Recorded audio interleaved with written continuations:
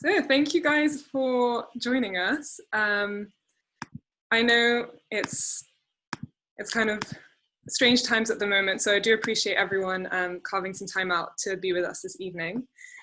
This event was really inspired by all the online performances and classes that I've been attending since Zoom has become so popular during lockdown. And so Natasha and I, who are currently living something like 4,906 miles apart, according to Google Maps, really wanted to try and organize something collectively together and to take advantage of the fact that most people are penned in their homes on a Tuesday night to try and create something where we could just connect and come together and share some stories. So I am aware that there are quite a few familiar faces, but equally there are some faces who I'm seeing for the first time, which is great as well. But I feel like we should kind of give an introduction to ourselves and to Winter's Bloom for those of you who might not know who we are or what Winter's Bloom is. But before I pass on to Natasha, who's going to talk a bit about Winter's Bloom and our collections of poems, I do want to take the moment to acknowledge the importance of the Black Lives Matter movement. Natasha and I did discuss whether we should reschedule this event in line with the action that a lot of creatives are taking to show their support and their solidarity in this moment. But we intentionally decided not to reschedule because we hope that this evening, through sharing gifts and through healing, will be its own display of solidarity by coming together. And I do feel like there is no one right way to approach dealing with grief and loss. But for me personally, I do find strength in coming together and in sharing spaces like this with my community. So we wanted to offer an alternative space for those of you who might also find strength in connecting with others. And yeah, so we want to start, I guess, by extending our thank you to all of you for taking the time to be here, for joining us in this moment.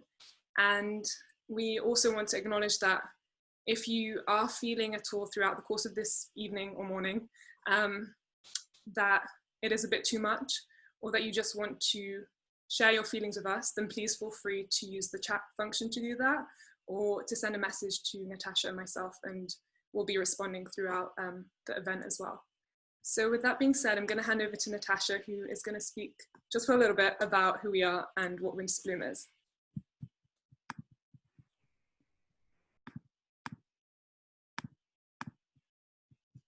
Sorry. Thank you, Sophia, for that introduction and for holding space here for the Black Lives Matter movement and for George Floyd and the Black community. A little bit of background for Winter's Bloom. Started it in 2019, December, for a few different reasons. One of the things that we wanted to accomplish with Winter's Bloom was to create a platform that would be an extension of the conversations that we were having. We tend to feel that in modern society, the concept of respectful disagreement doesn't happen very often. And in our personal conversations, we were finding that even in those moments when we did disagree, we were still able to understand where the other person was coming from. And oftentimes we felt in other social interactions or just in society at large, that it felt like a zero-sum game, like that there had to be winners and losers. And we wanted to create this platform where that didn't have to be the vibe, and where people could have difficult conversations without feeling like they needed to win or lose in the conversation. We also wanted to create a forum that would elevate voices that have historically been marginalized or silenced. And so that is a big part of Winter's Bloom. As we've grown, we've also been exploring our mixed heritages, because Sophia and I are both mixed heritage women, and exploring the intersection, or how the intersectionality of influences can result in creativity. So our website is wintersbloom2019.wordpress.com, and all of the links that I'm about to describe will be available for you in the chat and in the show notes of this YouTube video when we eventually release it to YouTube. And you can check out what we're doing there. We are always looking for guest authors, guest submissions. So if you like what we're doing, or if you don't like what we're doing, and you want to share your voice, your perspective, your opinions about anything, please get in touch. You can get in touch through our email, which is wintersblooming@gmail.com. We're also all over social media: Facebook, Instagram, Twitter, podcast, and as I mentioned, a YouTube channel. Another part of this evening is a promotion for some of the work that Sophia and I have released into the world. We co-produced or co-authored 2 books of poetry so far, and we're working on a 3rd. So the first is called The Snake and the Cuttlefish, and the second is called The Tender Places of Worn Out Fibres. Both are available on Amazon, and the links will be in the chat. Kindle and paperback edition.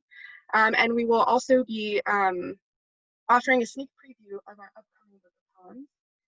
We also, just in light of everything that's going on right now, we wanted to be super transparent about the financials. So all profits, 100% of the profits from our book sales during the months of June and July will be donated to an organization called the Unicorn Riot. And this is a non-profit media organization of artists and journalists dedicated to exposing root causes of dynamics and environmental issues. So that's kind of how we wanted any profits from this evening to go. So if you are interested in getting one of our books for yourself or for friends and family, please do that. And if you purchase them during the months of June and July, all of your proceeds will be going to that organization. So now I'm going to pass it over to Sophia, who's going to tell us a little bit about storytelling.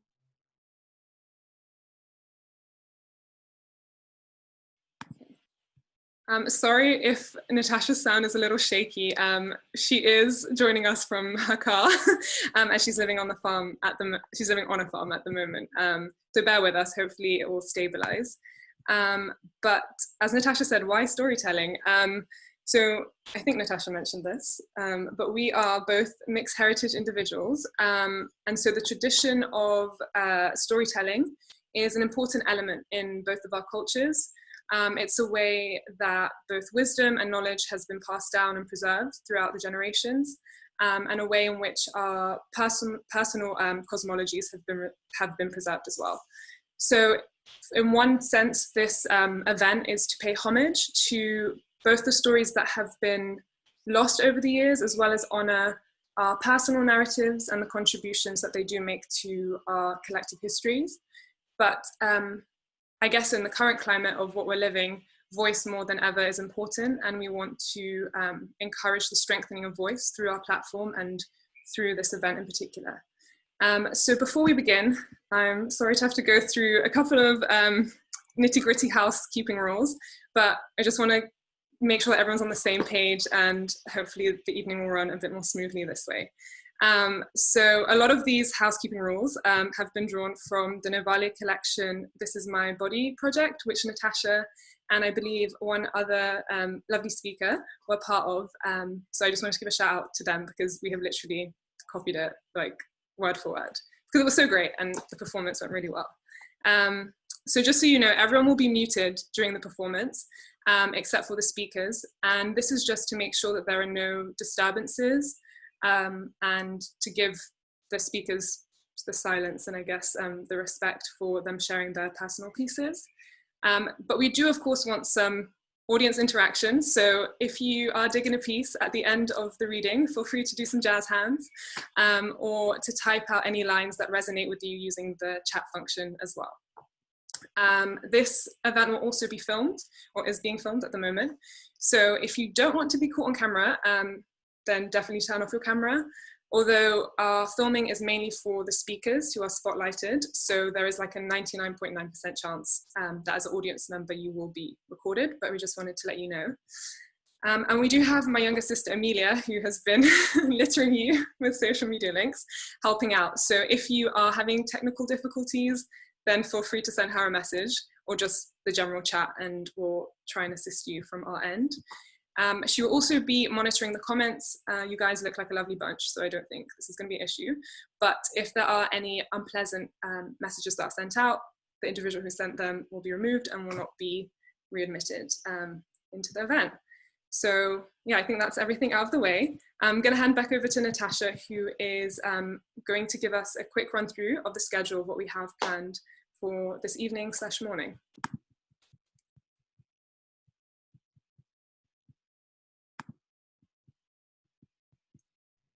Okay, I hope you can all hear me. I'm so sorry, my Wi-Fi for some reason is going in and out. But anyway, a quick rundown for the plan of this evening. So Sophia and I will be reading a couple of poems from our 2 published books, The Snake and the Cuttlefish and The Tender Places of Worn Out Fibres, as well as like the sneak preview that I mentioned before of our new book of poems. This will probably last for about 20 minutes, and then we're going to have a short interval where you can use the bathroom, get some tea, whatever you feel you need. And then the second half of this event is what we're super excited about, and we're going to hand the mic to you.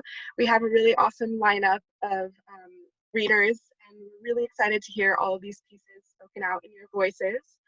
Oh, and also if you are in the audience and you feel inspired throughout the course of the event to share something as well, don't feel that you can't, please reach the arrow in the chat, so you can just go into the chat function, drop down menu, and private message her, and she will add you to the lineup. So now we are going to transition into reading from our first set of poems, The Snake and the Cuttlefish. I do just want to mention here that Sophia and I, in both of us and in our upcoming collection, we never attribute our names to the poems. Sometimes you can kind of tell who it is through the content, but we do this as a practice in humility, because we feel that, you know, the words and the concepts that we explore in our poems are not unique. So yeah, we just feel like we don't need to attribute our names to them because they're just kind of recycled concepts and recycled words. So without tarrying any longer, I'll start reading the first poem, which is titled Visits. When death visits you, she comes creeping quietly. She sneaks in like a thick fog and presses her face up against your window. Slowly, slowly, she squeezes through the cracks, blisters lifetime-old paint as greedy tendrils of fog search hungrily for warmth that clings stubbornly to the curve of an elbow, the crest of a brow. Eventually, she settles, damp heels, imperceptibly, and you forget to look down. Your muffled footsteps pause in wonder, marvel at the ringing silence, and every breath you take sends pockets of thick dust, curling, twisting, coiling in the space around you. When death leaves you, she angrily shoves her baggage down the stairs. Storms through the hallways, kicking up dust that settles in your eyes, your throat. She takes her fog with her. Swirling and raging, she ransacks your house. Her screams so loud that even as she slams the door, they echo, leave your ears ringing for days. Now that death has gone, the dust has settled, as they say. But though the sun paints red behind your eyelids, your ribs crack, your shoulders squeak, your blue lips part reluctantly.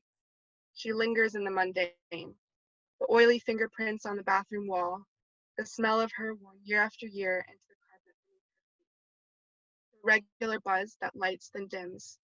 Reminders of a past, all messages that remind you she has made sacred the profane. Okay, the second poem that I will be reading, again, is untitled, but it's about sunrises and mountains. If someone asked me, what's your favorite part of living? I tell them, it is the sunrises and the mountains. If they ask me, why? I tell them, because the expanse of both reminds us how small we are. And in reminding us how small we are, it reminds us that there are many small us. It reminds us that there are many small us experiencing different dimensions of both, walking in each other's shadows or dancing in our own way with the moon. I tell them, because no 2 mountains and no 2 sunrises are ever the same. The twirl of colors across the sky showcases its art only once in its lifetime.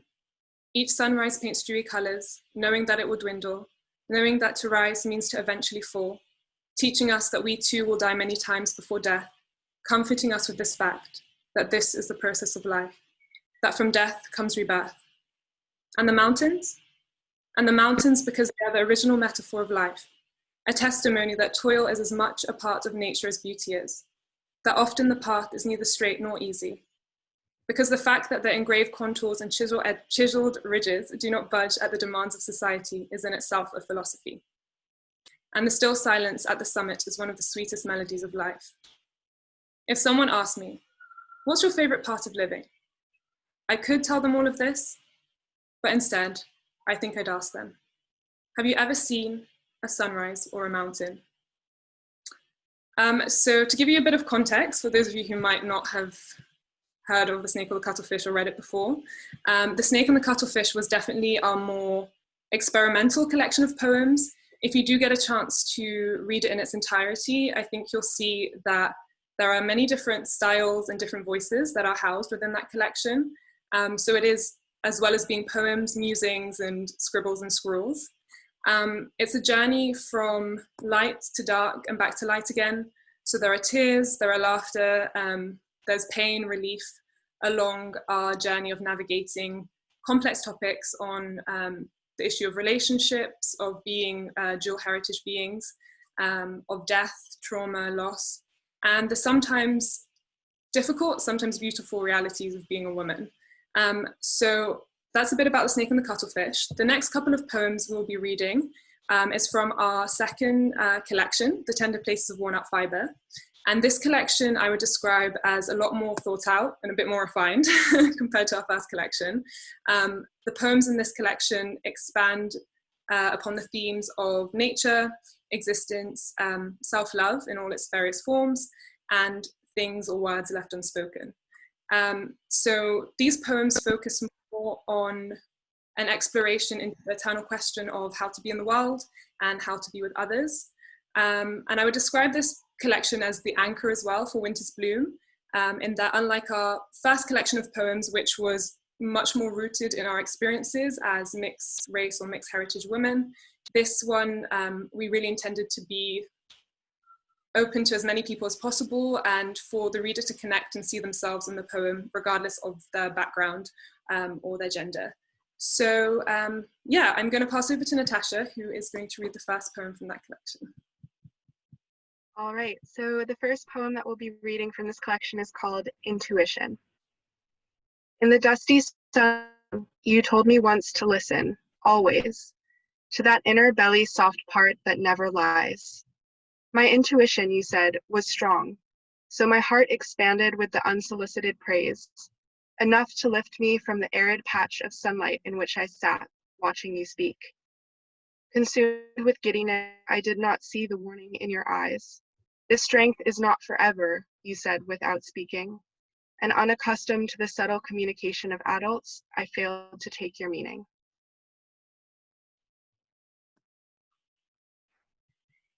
Okay, so the second poem from that collection does have a title. It's called Disruption. I don't want to settle. I am not the dust that falls and leaches on the abandoned places. I cannot be content to scattering myself into the corners of existence, spreading myself sparsely across the forgotten skirting. I don't believe the choice is resignation or lonesomeness. The choice has never just been stay or leave. I've never liked the word settle. I don't want to settle. I want to disrupt. All right, so now we are going to move on to the sneak preview of our next, what we're working on now, basically. And we are thinking of calling this collection the Museum of Lives Unlived, because when Sophia and I were chatting about what theme we wanted, we were thinking about all the choices that we make in our life, from the small to the large and everything in between, and how to pursue one choice takes you down a path that inevitably goes away from the other choice. And so we wanted to explore all those choices that we didn't make, all those lives that we didn't live, and not just our own, but in general as well. So we will just move on into it. I'll pass it back to Sophia. She's going to read the first one from this collection. We did mention before that we try to keep the poems anonymous, but this is, like, if you know me, this is clearly a me poem, so we'll start with that. Okay. I am always living my life parallel. In each and every I make, I think of how there are several me's confronted with the same decisions. the hijabi and hijabless me, the Italian gambler me, the educated, independent, still young, naive woman me, the creative, spontaneous, yet rational, security-driven me, the grammar stuck inside a 23-year-old body me. I think of all the intersections which I do not even know exist within me. And I think of all these entities, overcrowded in a single frame, each one carving a completely different path to the other. And I wonder, can I ever reconcile them all?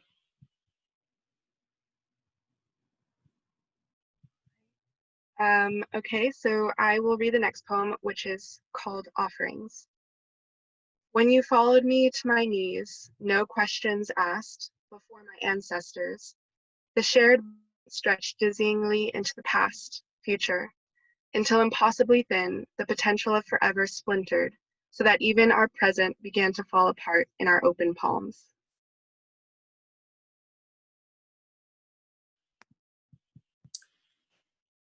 Okay, and the last poem that I will be reading from the unpublished collection is entitled Homecoming. What about the bodies that have just freshly turned limp? I asked. The ones so far away from home, I questioned. Ocean apart from native soil, I wondered. The journey back, she said, is the final act, she revered, collecting footprints of a lifetime spread across the earth. She painted final homecoming with her words. He always dreamt of going home, she murmured. So many years spent building home in foreign lands, she cried.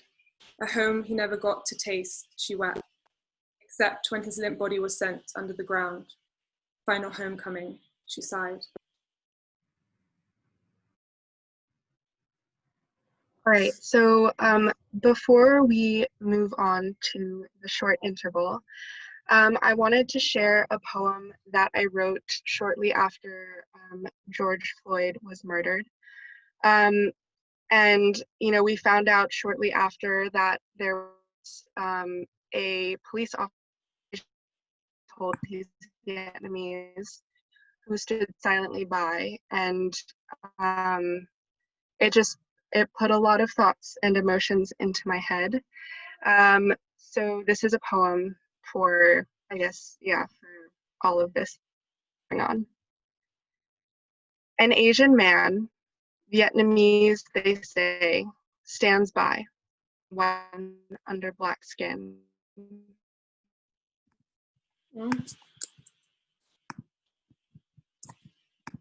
In my dreams he stands there, sharp, smooth skin where it should be.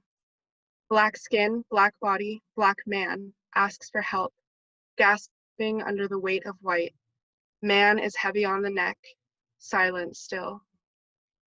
Yellow is a color almost white enough to pass, lighter than brown, than black, the color of lost voices. How many black bodies will bleed into the earth unwilling before their lives unlived matter?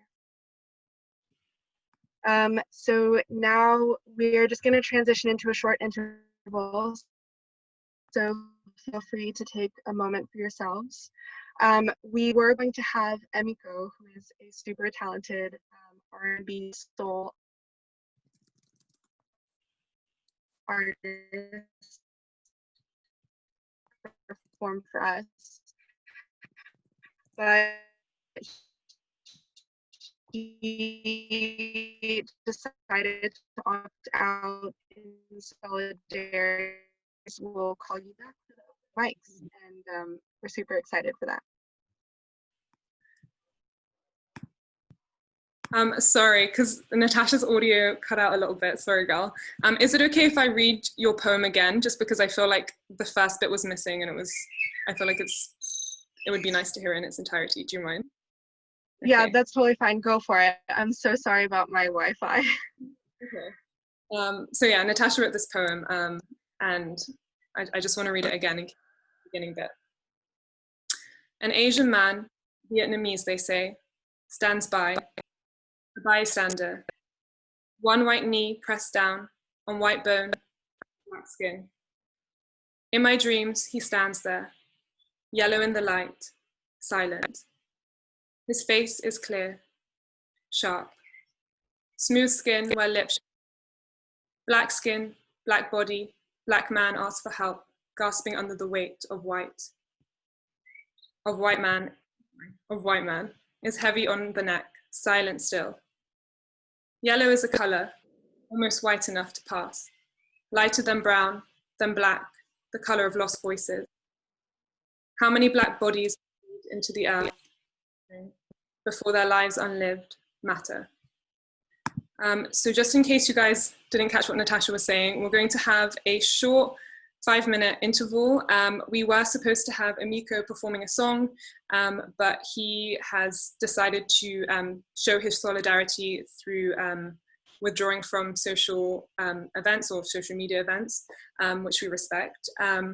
So we're going to play one of his songs, which is actually the song for our intro and outro of our podcast. So while we're playing that, feel free to grab a refreshment, have a toilet break, and then we'll be back for the open mic session. Thank you guys for listening.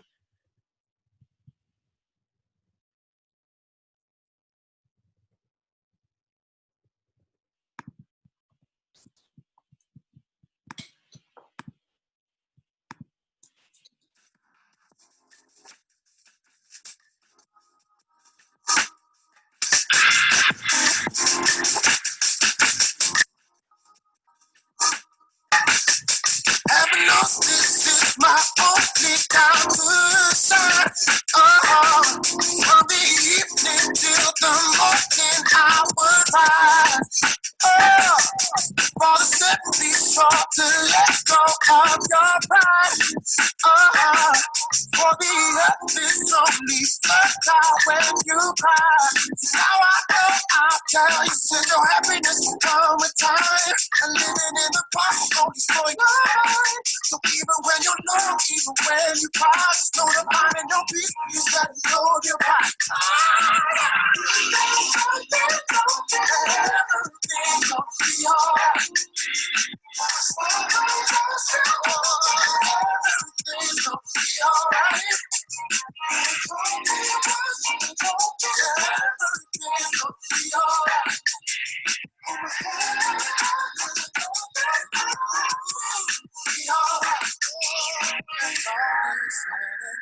I'll stand for you. Trying to find myself a life anew. See, now I know I'm feeling in your soul. Don't you know that it's taking all control? It's feeling in your mind, can't deny. Ain't no better way to die. See you begging and bleeding, down on your knees, letting go of your reasons for living with me. No more space for your pride if you want to fly. Said your happiness will come with time. And living in the past will only slow your mind. So even when you're low, even when you cry, just know the mind and your peace. You're letting go of your pride. Everything's gonna be alright. Everything's gonna be alright. Everything's gonna be alright.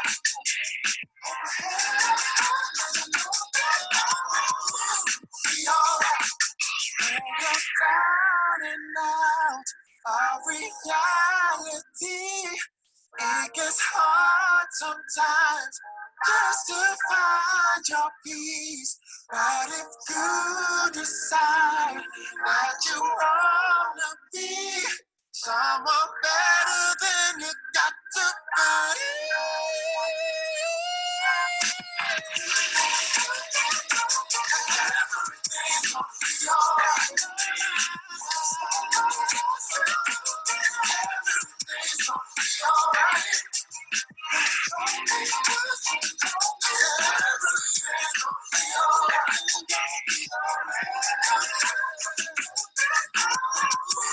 Be alright.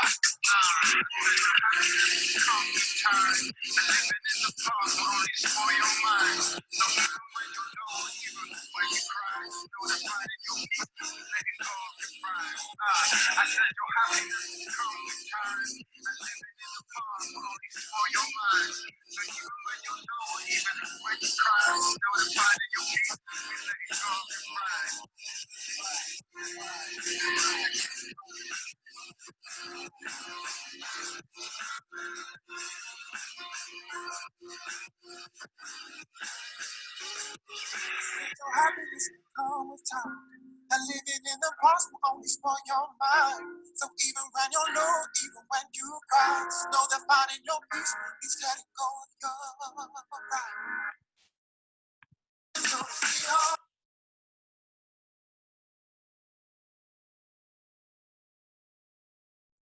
Okay, I think we're gonna jump straight into the open mic session now. So first up, I have Zainab, if Zainab is ready.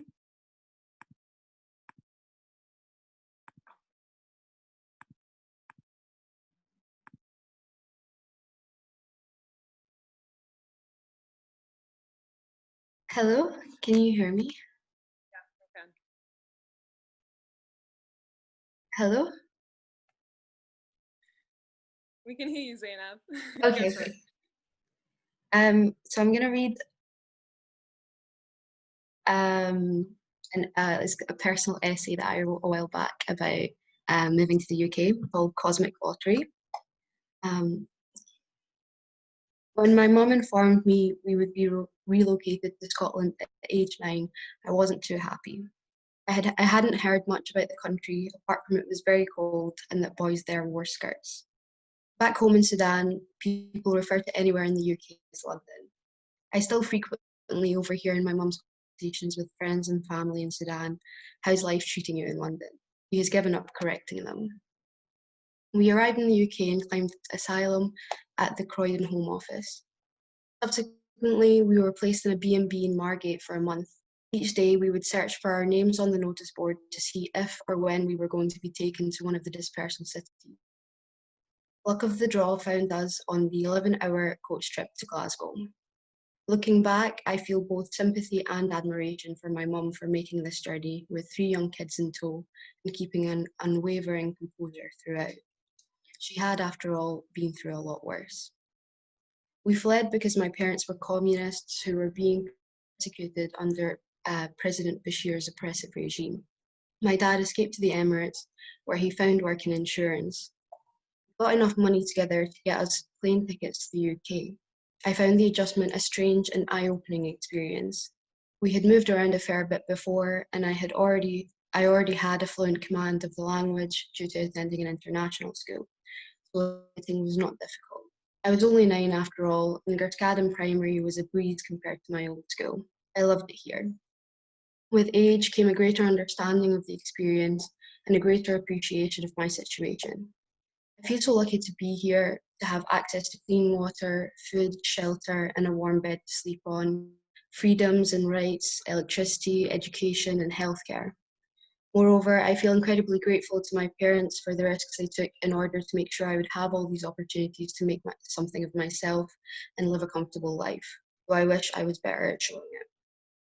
I am none too proud to admit that there have been junctures in my life where I have become, and my own sense of entitlement has sickened me in retrospect. Childish frustrations had me cursing my birthplace and heritage due to the restrictions of cultural traditions and expectations placed upon migrant children. Outwardly, I appeared fine, confident even, achieved reasonably well in school, had a few friends, and my teachers liked me. But there was always a distinct feeling of ambivalence towards my background and sense of self. Even writing this now, or reading this now, I am cringing at the thought of revealing so much about myself to you, the reader, and to a greater extent myself. I am sure guilt has a part to play in this. Every day, the newspapers, television, and radio reel off stories about refugees.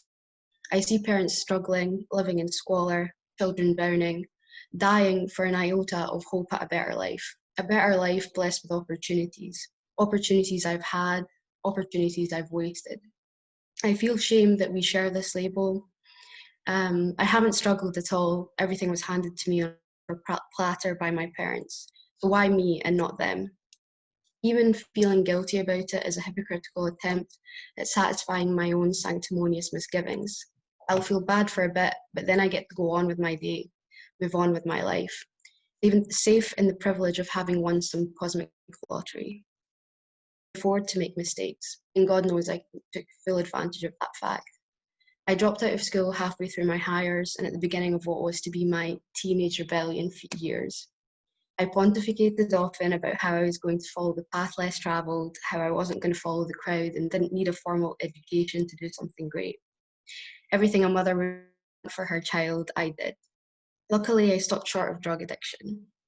For a while, I meandered aimlessly from dead-end job to dead-end job, course to course, bad relationship to worse relationship, and my communications with my family had become virtually non-existent when I moved out at 17. Nothing seemed to matter, and the weight of my own expectations of myself seemed to be crushing me more than the expectations of others. A turning point came from something my mother said to me.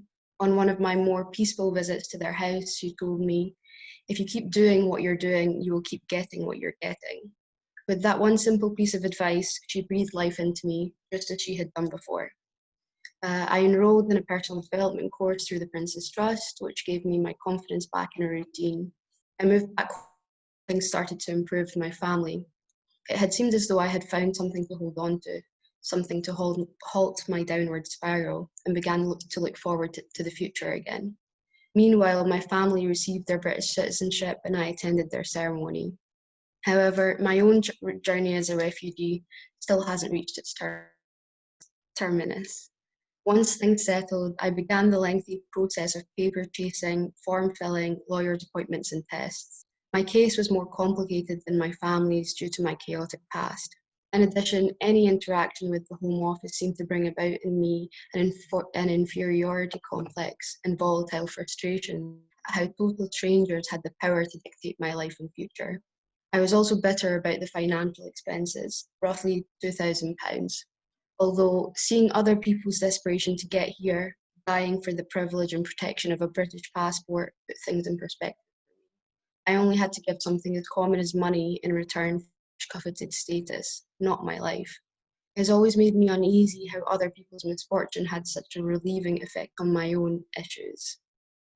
I'm hopeful that with the closing of my file as a refugee and my subsequent naturalisation, a new chapter of my life will begin and that positivity will continue to prevail. I'm not blaming my mistakes on being a refugee, but simply drawing a line under the past and moving on. I returned to education, completing my hires, and I'm now currently studying Arabic, Spanish, and international relations at university. I want to make my parents proud. I want to make them feel that it was all worth it. Most of all, I want to repay my debt to the universe by working to better situations that lead to people becoming refugees, only to soothe my own conscience. Thank you.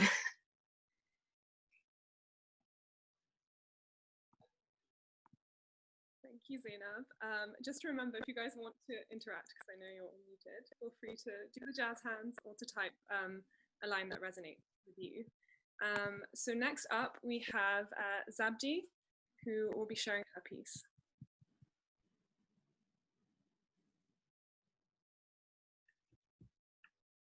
Okay, so my piece is about the stages of emotions I went through to get to a place of healing for myself and how it coincides with the color spectrum and the earth. Healing was difficult for me because I couldn't see it. It was translucent, residing in a void I couldn't anchor myself to. But when I realized it lived in my heart and mind, I was able to see it around me. In nature, I saw the displays of color.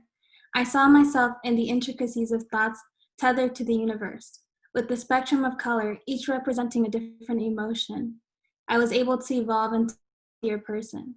The first color I felt that began my train of emotions was purple, or introspection. I looked at my pain and acknowledged its reality. I have been a victim of child sexual abuse.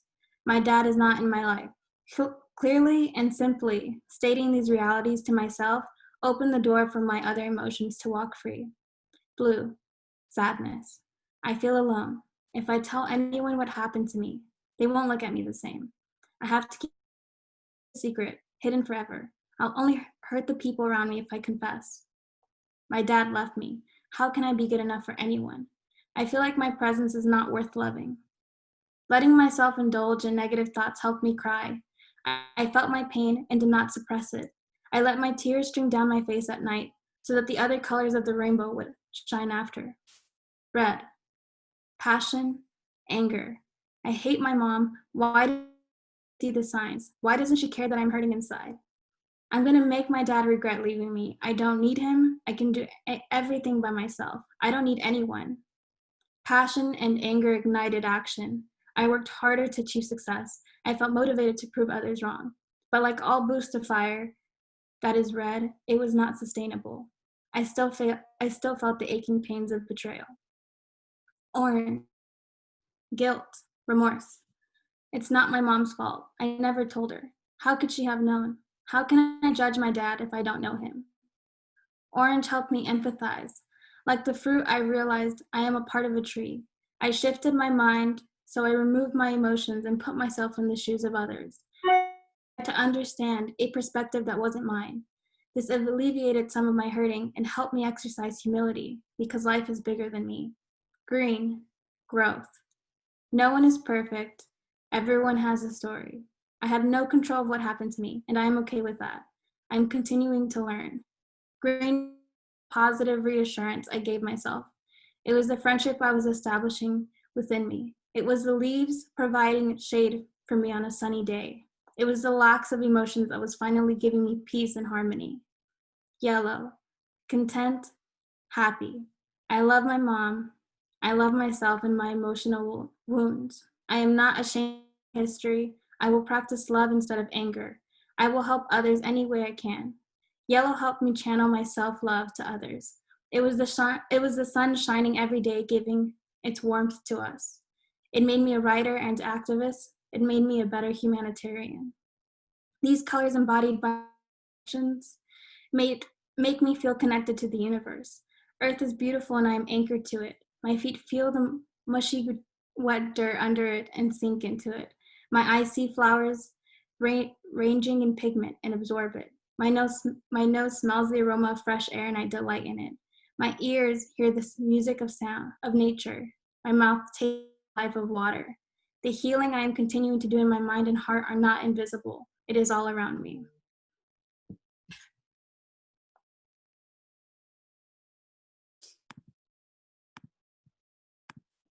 Thank you, Savdi. Next up, we have Solomon. Good evening, everyone. Thank you, Zabdi. The poem I'm going to read is from a play I wrote and performed in December 2019. The play is called The Pearl Diver, and this piece of poetry is the prologue which opened it. And it takes inspiration from a simple idea of nature, but is also inspired by kabuki, which is a traditional Japanese art form which began in 1603. And so my performance told about the history of where kabuki started in Kyoto and all of the different ebbs and flows and all the turbulent historical things that nearly threatened to make this art form extinct, but it survives today. The mighty ocean sways between heaven and earth. Sun and moon rise and set at its shores. Within it, myriads of creatures dwell in peace, deep beneath the sound of human speech. At the very bottom of this world lives the oyster, as peacefully and quietly as could be. It is a harmless and pure little creature in a fathomless and unforgiving sea. It is small, black, and has a tough outer body, yet soft and squidgy inside. And although it has no arms or legs, it takes everything in its stride. In springtime, the oyster would dance with glee, embracing the calm and warmth of the sea, living a life of leisure in such wonderful weather. But life is not always so easy for the oyster. There is the ebb and the flow of the tide. It gets cold and dark and lonely, and there is nowhere to hide. The joys of spring soon fade away, then summer, and before long, autumn too. The 10-hour light is abating upon us winter gloom. The oyster becomes unsettled. Its life, a remote lake of clear water, is suddenly clouded by disturbance deep below the surface. In a Affliction, the oyster shuts its shell and drifts into a deep, deep sleep. It dreams of beauty, of being bathed in light. It dreams of music, both day and night. It dreams of kaleidoscopic colours. It dreams of transforming, evolving, creating, expressing its inner life. It dreams of giving birth to beauty. But wave upon wave beat against the body of the oyster. Turbulent tides toss the poor shell around. Savage storms have shipwrecked many large vessels, plunging men and masts to the bottomless ground. The waters seethe and boil, rage and hiss, devouring all who dare its dark abyss. Frothing whirls of white waves rise up and up like icy blades, causing a cacophony of commotion on the deepest seabed. During this storm, some sand manages to lodge itself inside the oyster's shell. Its mind, a remote lake of clear water, is suddenly clouded by a disturbance deep below the surface.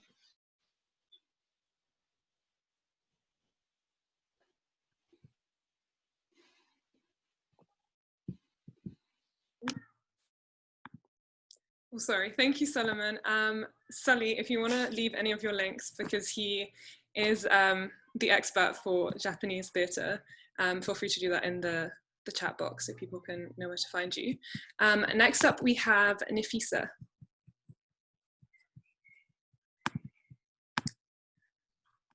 Oh, there we are. Hi, I'm Nafisa. If it's okay, I'm going to read a couple of poems around the theme. Is that all right? Groovy. Okay. I don't know.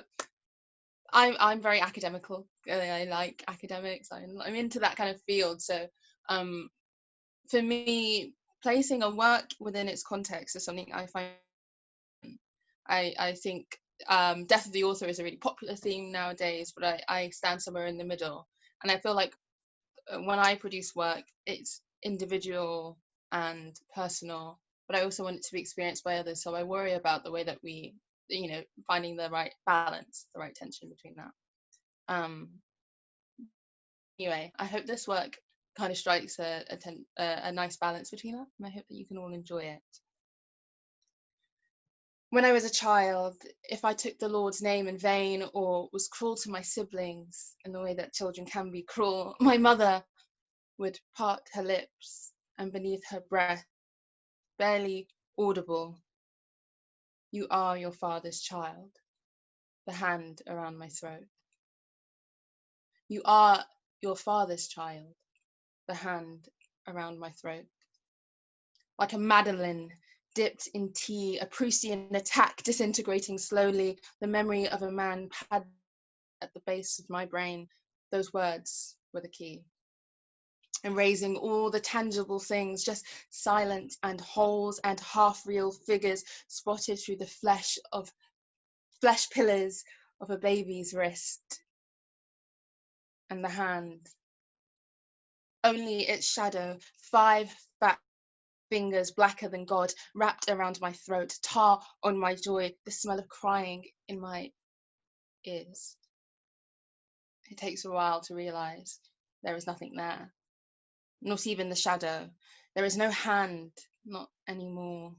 The feeling of a throat is merely a hand of my own, a hand that never strikes or silences or shakes. A throat, only saying words that are clear, that do not tremble or break.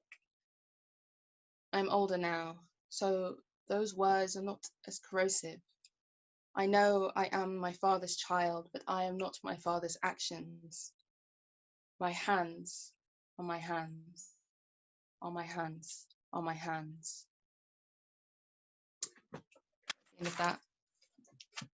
Thank you. And the next poem on the theme of parents is called Mothers. We are mothers, we never let go. There is no caterpillar too squirmish for our fingers, flower too wild to press between our palms, because with these palms, we do the impossible. We grip iron pokers dipped in baths from hell. We press them to our lips and we kiss. We grapple tornadoes wrapped in tantrums, and we hold them to our breasts, and we give, and we give, and we give. There is no bird too hungry to feed, no song too old to sing. We watch our children running free, but we are mothers. We never let go. Earth is mother, nature is mother, water, wind, and sky, all mothers. That one. And I had one last poem I wanted to share with you. It's called A Valentine to My Body. Sorry, the other one, the first one is called The Hand, and the second one is called Mama. There you go. And this last one is called Valentine's to My Body. I shouldn't have left you like that. You took my words, my mouth. You never even said goodbye. I tried to chase you, to hold your back, to make you sacred, but you took my legs, and my hands were tied. I understand why you left. I treated you so poorly. Burned you and bruised you. I sliced you up. I ran away with my thoughts. I forgot you were there. And to be honest, I wanted to leave too. It is hard to breathe without lungs and see without eyes, but I still feel everything. So I'll be waiting here for as long as it takes. And if you return, I promise to treat you better. So thank you so much. Thanks. Thank you, Nafisa. Next up, we have Lilia.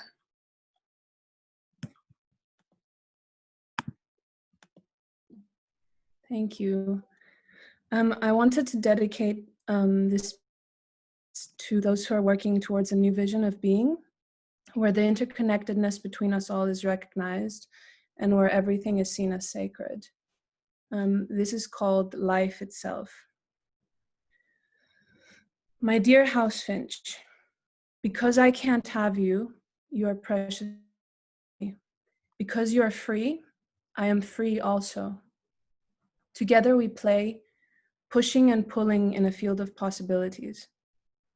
I cannot help but learn from the pain of losing you, just as you've learned from the sound of lawnmowers and traffic, just as you've learned from my neighbor's roundup and the city's new concrete.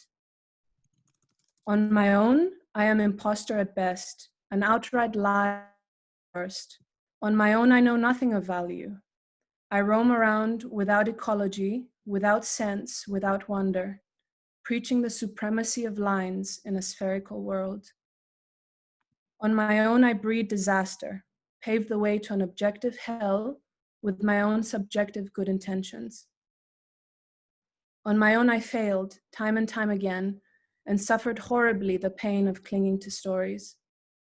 On my own, I cast blame and create a world of shame, guilt, and punishment. My dear house finch, because we are equals, I am large, I am expansive. Reflected in your eyes, I see my world opening up like a night flower that blooms once every 7 years, rare, more beautiful than I ever imagined, translucent in its opaqueness. The worst relationships bring out our shadows. The best relationships bring out our shadows. Whether healing happens depends on the context and the willingness by each to hold the tension. I had to invoke the gods of our vaster nature. Well, in all honesty, I didn't mean to. I didn't want to. I didn't even believe in them until they came to me and instructed me about my foolishness, my fallacies, my blindness, and my violently a world that is immense and complete. Can you run away from your dreams forever? Every day I am grateful they didn't give up on me, despite the self-important, purpose-driven, all-too-human hubris. Can you run away from dreams? Last night I dreamt of a tree with hundreds of Luna moths hanging like grapes from its branches. Their lime green wings shone ghostly diaphanous under the light of the moon. All the magic returned to me, all the magic of all my childhood dreams under that tree. I ran to tell everyone, but no one believed me. I tried snapping a photo with my phone, but the Luna moths turned an ashy brown color and disappeared into tree bark and nothingness. Last night, A stomping alligator had gotten into the house and threatened to smash the place to pieces. I didn't want to kill it, but I did anyway. I skewered it with a sharp stick and watched it thrash to death. Soon, the house was invaded and overtaken by other wild animals of all kinds and sizes. A snake flew into the dining room and knocked my mother's expensive plates and figurines to the ground. One of them was a sweet clay doll, cracked and beheaded by the fall. I knew my mother would be sad, but I laughed and laughed and laughed. Last night, our city was plagued by massive flying insect swarms, witnessed by people from east to west and north to south. You and I were sitting and talking very gravely, wound to wound, when all of a sudden these little flying things came between us, reaching upwards for the light. What is this, you said? Oh, it's just a termite, I replied, not even having seen one before in my life, not even knowing what I was saying. We jumped up and rushed to stop the invasion of termites, pouring in from cracks in the doors, windows, and ceiling. I squashed 10 of them with my slipper. You sprayed dozens with the wasp poison. When you touched your food, you went to bed hungry and grossed out. I poured myself a glass of wine and laughed and laughed and laughed. This morning, my friend called with good news. She's been sitting in the garden for hours looking at bees. She stopped running away from her dreams. Nothing to do, we said to each other. I looked into her diamond-sharp blue eyes and saw a large pair of lime green wings with 2 long tails, fluttering briefly, then taking flight. Thank you. Thank you, Lilia. Next up, we have Maz.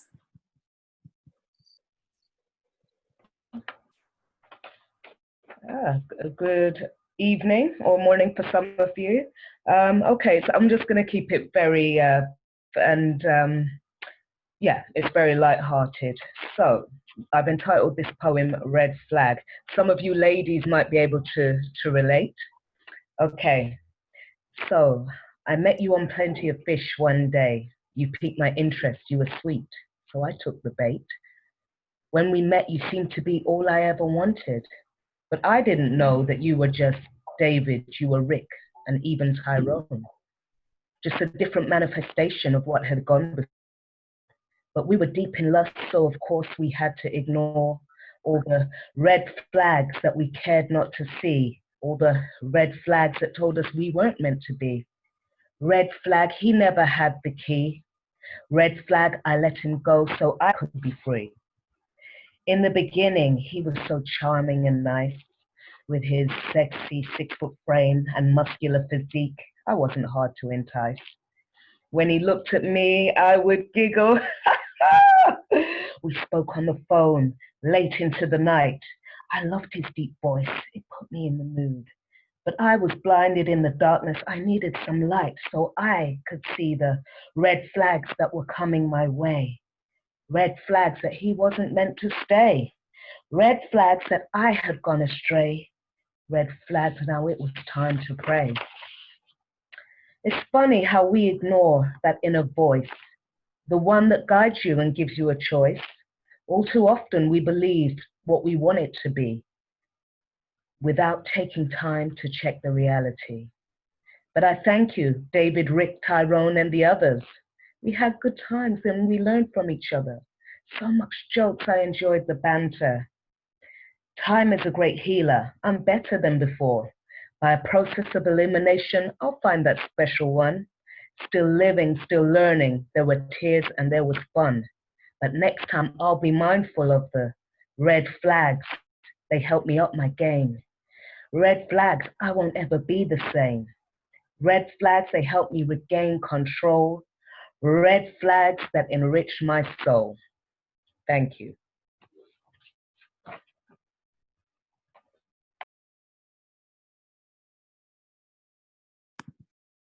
Thank you for that piece, Maz. Next up, we have Alex. Hi everyone, thank you for everyone's poems. I love them all. This one's not actually one of mine. It's a song by Roy Ayers. The song's called I Am Your Mind. And I was just on my balcony during lockdown, listening to it, and yeah, I loved it. So I want to share it with you. My sister, I am your mind. Within you is a never-ending magnitude of infinite strength, wisdom, and will. You travel my roads through life, never knowing your own true reality, because my thoughts remain like distant quasars. You abuse me by never letting me say and do as I feel. Our thoughts split from love affairs to joys of friends. We argue like two enemies, yet we are good friends. Now there are moments when we harmonize with each other and become one with nature and reality. But these times are few, when after you've replenished yourself, the fear of the truth sets in. We split, and you start to run again. Running, running, running. Running through women, men, jobs, people, and life. Looking for the answer when I had it all along, but I smile because I am your mind. I was your mind yesterday, I am your mind today, and I'll be your mind tomorrow. And as that end draws near, we will come closer. But you and I, we will never be one. For I'll part from you, and you will part from me. You finding another mind, and I another soul. We will travel on and on. By the way, I need more than sex to nourish my equilibrium. But I do need sex. I also need sun, trees, stars, creativity, and love.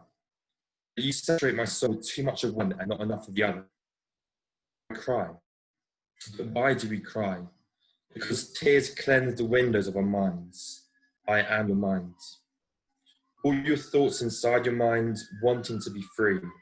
Well, now you've got the chance to make your mind grow and be free. Because the music is just trying to say things to free your minds. Then you can understand why. There's no need to be afraid of me. I want to be your friend. I'm just trying to give you music from deep, deep, deep, deep within.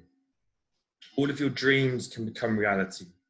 My dial reaches full, but you've only been turning me halfway.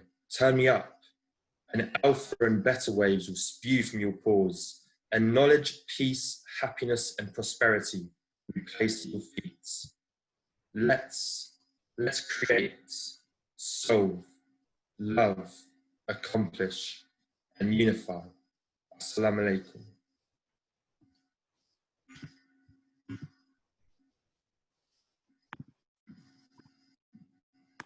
And assalamu alaikum to you, Alex. No, I'm kidding.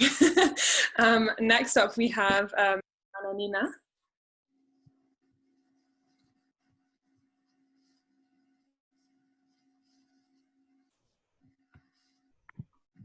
Anna, is your video on?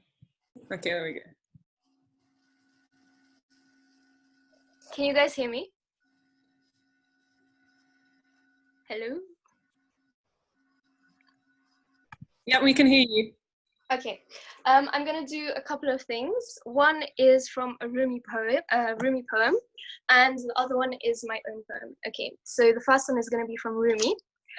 A monk ran about the bazaar in the daytime with a candle in his hand, his heart full of love and passionate ardor. Hey you, a busybody shouted to him. What are you searching for from shop to shop? Why are you going around searching with a candle in broad daylight? What's the joke? I am searching everywhere for a man, said the monk. A man living by the life of the breath. Is there a man? A man? Why, the bazaar is full, the other replied. There are men all right, noble sage, said the monk. But the man I want, who proves himself a man on the two-way road, in the way of wrath and at the moment of desire. Where is the man who is truly a man at the time of wrath and the time of lust? In the quest of such a man, I am running from street to street. Where in all the world is a man who is a true man in these two estates, that I may dedicate my life to him? And the second one is my own poem. I wrote it quite a while ago. It's called El Dorado, and this is a fictional place, usually containing treasure. Also, the last line is a funny line, just because I couldn't find something to rhyme with the word. so.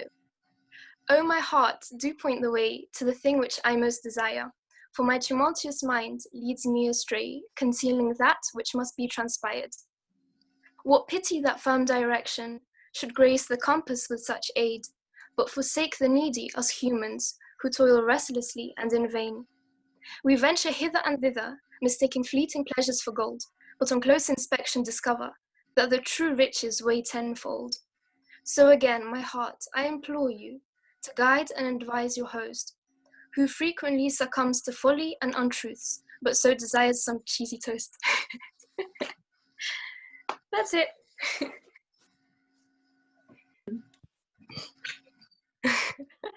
Never fails to appalling humor, but no, I'm kidding. That was great. Thank you, Anna.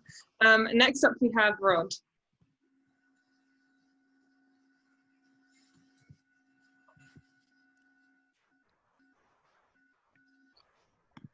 You need to unmute. How's that? Is that working? Excellent. Yeah, thank you very much for putting on this event, and thanks for having me. You've all shared some really beautiful stuff, and I'd like to contribute a couple of poems, if that's all right. The first one I wrote quite recently about my upbringing, and it's called My Roses. I kept my roses on the sill. I kept them there for days, until the lazy glare the sun beat down began to turn my roses brown. I took my roses from the sill and looked for somewhere better. I placed my roses on the floor, the vase against the skirting board, so no stray foot would send them flying. My roses kept on dying. I took my roses from the floor and looked for somewhere better. I set them high up on a ledge with hard-back books set round the edge. But when I returned, all that I saw were petals drifting toward the floor. I took my roses from the ledge and looked for somewhere better. My roses now were almost dead. Their wilting stems, as thin as threads, could not support their drooping heads. But still, I did not see it, that I'd loved my roses so for days, but put no water in the vase. I gave them light and love and space, but never what they needed. Thank you.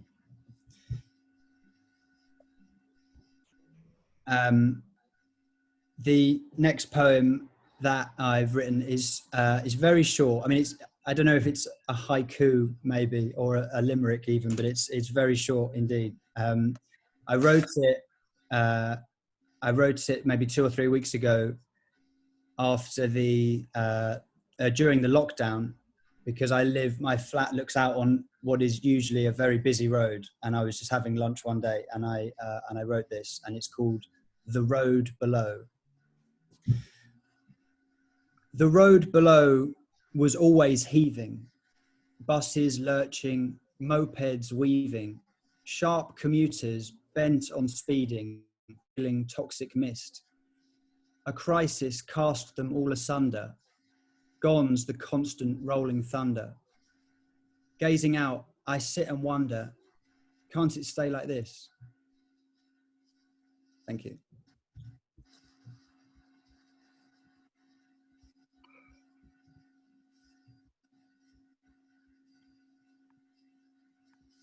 Thank you, Rod. Next up, we have Jade.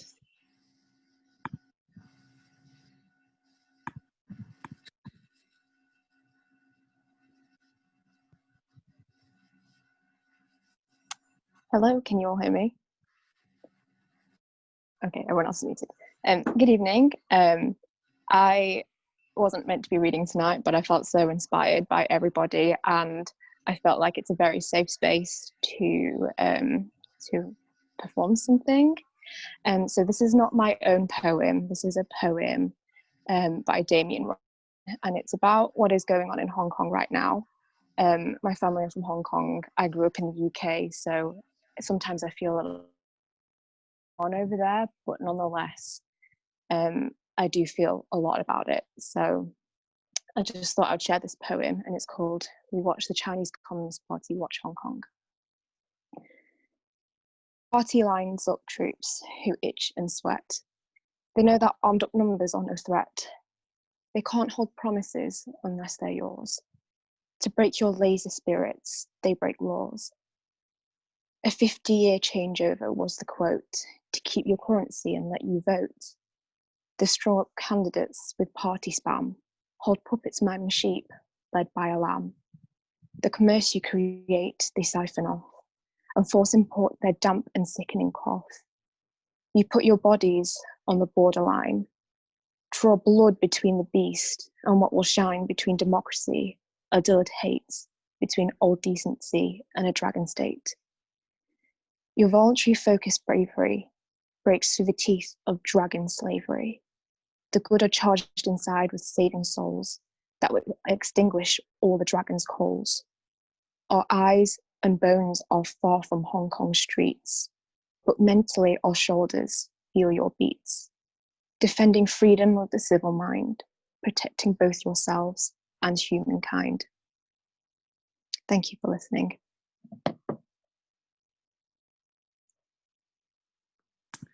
Okay, thank you, Jade. I know it was like last minute, but I'm glad people are feeling inspired. We have one more person who has volunteered to contribute, Violet Smart. So if anyone wants to read again or for the first time afterwards, please message me or Natasha. Okay. I'm going to read a poem about a program that I've been doing this year, teaching debating in prisons, and it is called Vocalize. It's quite long, so sorry about that. I'm in Brixton teaching a lesson in prison, and it's kind of strange to be in here with my freedom, knowing that at the end of the day I'm leaving and they're not. But being locked their life. I mean, honestly, they seem like any other bunch of guys that you might meet on the tube or on the street, apart from there's something more deep about the look they have in their eyes. Like they've had to say too many goodbyes, or maybe watch too many people cry on the other side of a table, unable to reach out and offer that human touch that they themselves crave so much. And some of them have regret to leave them. They've done things that change the way even their mothers see them, but I'm still happy to meet them. Because when you look, you might see the face of a gang, but what I see is different. A young man who got lost in something big in London. And I'm not saying that crime isn't serious or there shouldn't be reasons for doing things you knew were. I think there should be some more forgiveness, a bit of understanding about what drives people into crime means that at 16 years old, doing time in an overcrowded place with no parent to wipe the tears that roll down your face or any role model to help you pass the days, where they sit idle in their cells waiting for the daily bells that signify there's food and that you have to eat it whether or not you. Because in jail, it's not just that you're locked inside, it's also the deprivation of any opportunity to decide what happens in your day-to-day life. Because there's not enough money in the system for it to be any other way. That means some prisoners are spending 23 hours in their cells a day. It's no wonder they start to see life in different tones of grey or stay up at night and sleep through the days. It's a mystery that no one in the UK has looked at Norway and all the initiatives they have in place to help prisoners change their ways, to help ensure that jail does what it says on the box and isn't just a place where life stops. We're looking at a system that needs change, and I don't mean more staff and more spaces. I mean, first of all, a criminal justice system that isn't racist, where 90% of the faces you see are ethnic or black, despite the clear statistics that show there's a disproportionate arrest rate in deprived communities that have no education or immunity to push back against police strategy in a way that won't end in calamity. A system that doesn't criminalise the poor while letting the white rich live in bank accounts held offshore, and one that helps put people's lives back on track instead of hammering in the message that a criminal record is the end of the road. And I hope that was what I was going to show by being part of this program, that understands that these roadmen have skills and potential and might even be influential for the kids in their streets back home, so that they could help stop the next generation of criminals being grown. But more than that, recognizes that we're all just people and all of us are fundamentally equal. Even if these guys are sitting behind bars while we're sipping pints in bars, all I know is that when we go into prison, the pleasure is ours. So I go to start my lesson hoping to see some serious progression, because though they might not know the formalities, the actual talking and ideas should be a breeze. I open my mouth and words start coming. I'm telling them what it's all about. It's a program that will teach you to talk, I say, as if speaking was a book. But someone's a step ahead of me. He's going to places that weren't going to be part of this class. He puts his hand up and says, "Miss, point of information." This system is at the point of breaking, so really I don't see the point in all this debating. We've got a justice system that releases us back in unity, but that doesn't stop people from hating, from thinking that we're not worth saving. Because no one believes the mistakes that we made in the past will be our last. And the idea of a prison and a new life makes people laugh. And I'm lost for words because I feel the emotion. This guy just needs to be heard. And if he gives this program a chance, people might listen. He might be able to explain why he made the decisions that got him to this point, to communicate that it all started with smoking joints with boys who wanted more from him, who said that they'd set him up to win if he just shifted those couple of things, and that he just wanted to provide for his brother and his mother, to be the man of the house since his dad wasn't around. And he didn't even realize that if he got found out, this was the way things would pan out.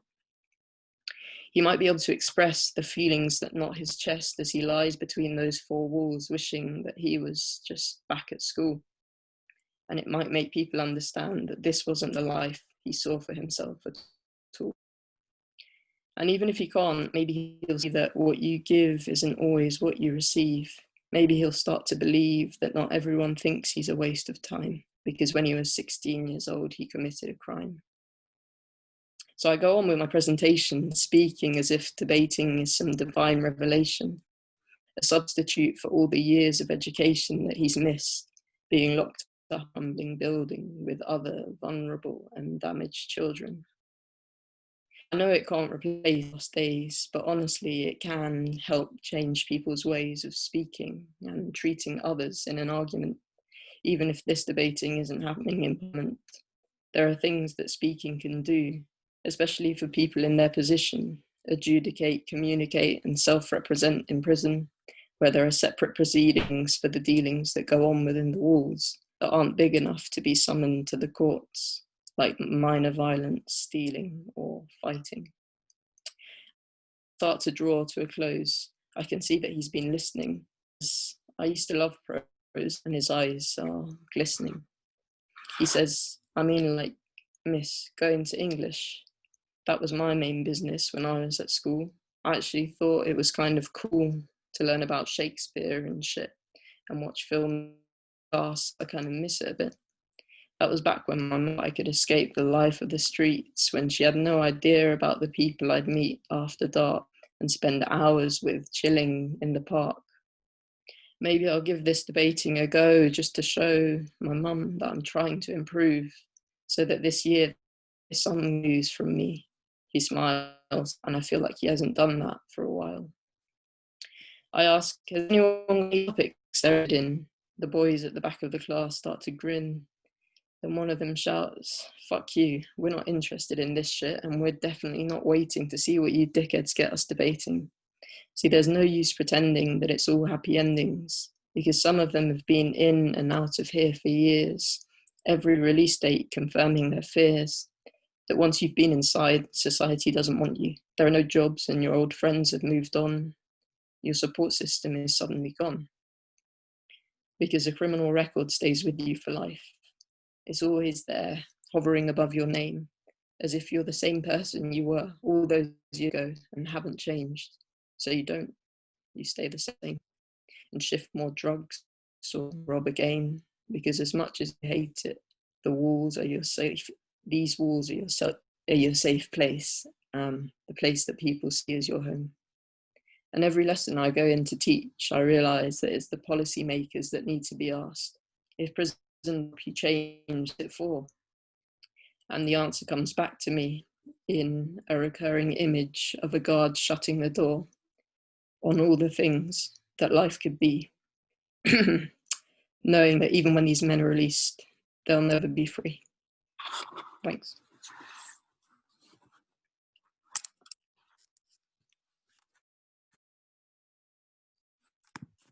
Thank you.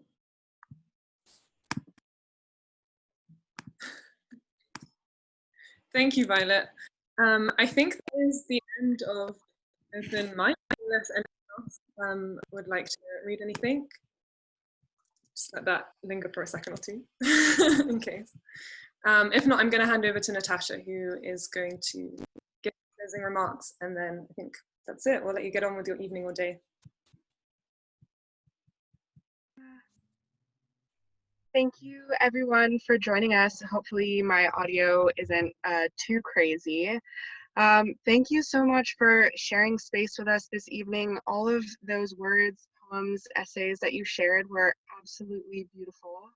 And it was just really, really great to spend this time with all of you.